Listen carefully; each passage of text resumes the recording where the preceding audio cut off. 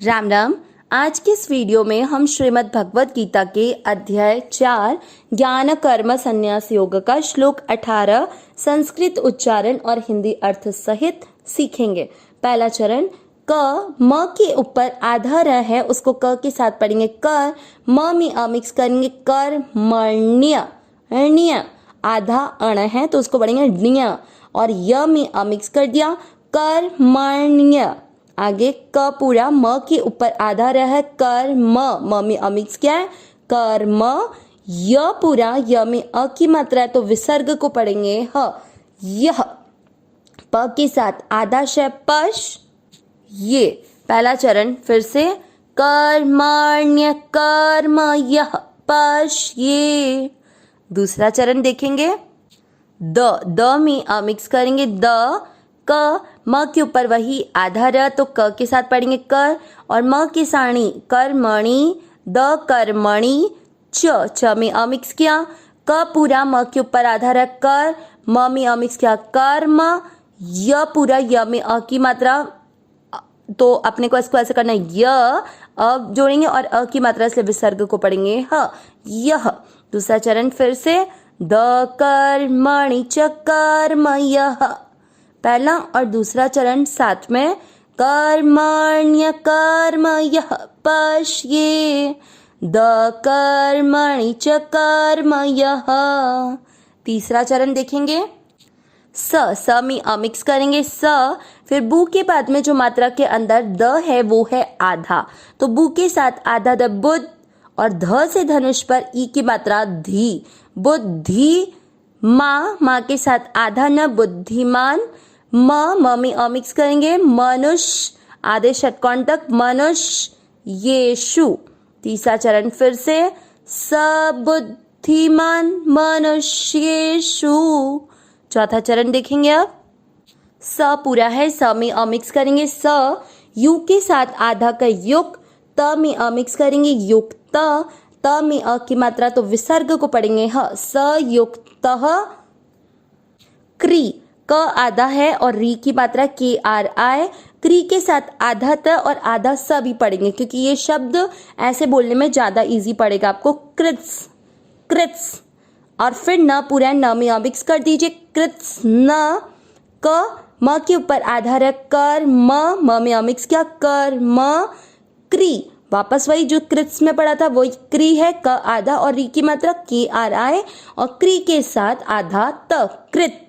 चौथा चरण फिर से ध्यान से सयुक्त कृत्स्न कर्म कृत। तीसरा और चौथा चरण साथ में सबुद्धिमान मनुष्येषु सयुक्त कृत्स्न कर्म कृत। पूरे श्लोक का उच्चारण एक साथ कर्मण्य कर्म यः पश्ये, द कर्मणि च कर्म यः सबुद्धिमान मनुष्येषु सयुक्तः कृत्स्न कर्म कृत।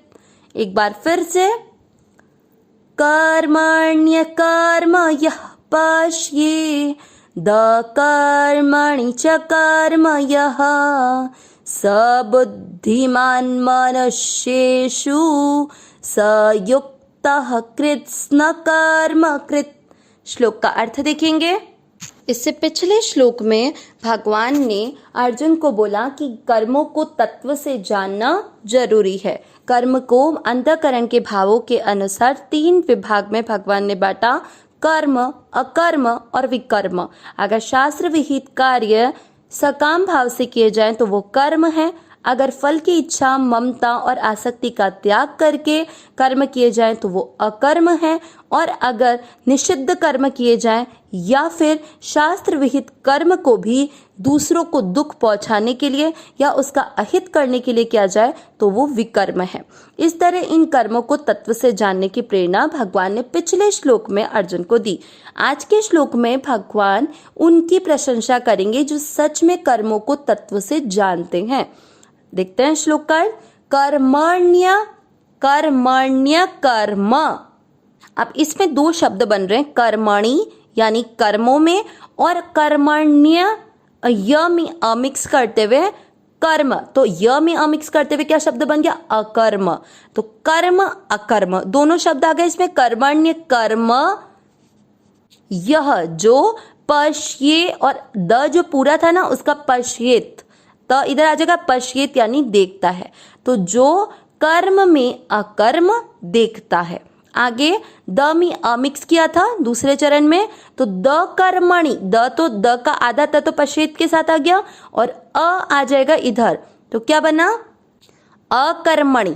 अकर्मणि यानी अकर्म, कर्मणि च यानी और, कर्म कर्म यह जो, और जो अकर्म में कर्म देखता है। तो पहले और दूसरे चरण में भगवान ने क्या बताया? जो कर्म में अकर्म देखता है और अकर्म में कर्म देखता है। तो आगे बढ़ते हैं फिर। सबुद्धिमान, स वह बुद्धिमान, बुद्धिमान है मनुष्येषु, मनुष्यों में, वह मनुष्यों में बुद्धिमान है।